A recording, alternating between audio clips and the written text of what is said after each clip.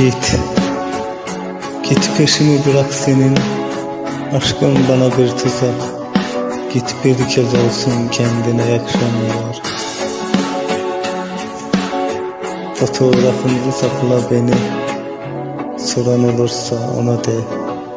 Benim için kendinden vazgeçen adam. Git peşimi bırak senin aşkın bana bir tuzak. Git bir kez olsun kendine yakışamayalım. Fotoğrafımızı sakla git. Beni soran olursa ona de.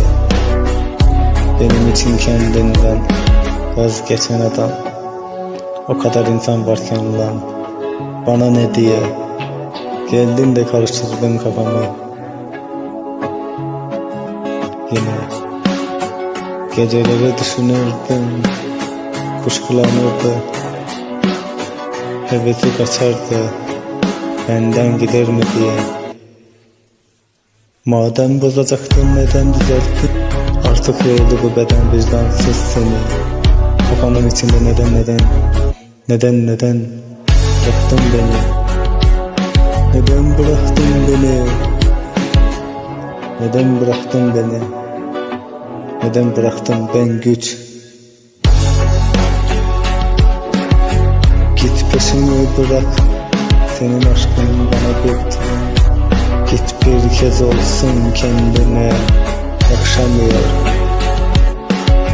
Fotoğraflarımızı sakla. Beni soran olursa ona de. Benim için kendinden vazgeçen adam. Git peşimi bırak. Senin aşkın bana bir tuzak. Git bir kez olsun kendine yakışamıyor. Fotoğrafımızı sakla. Beni soran olursa ona de. Benim için kendinden vazgeçen adam.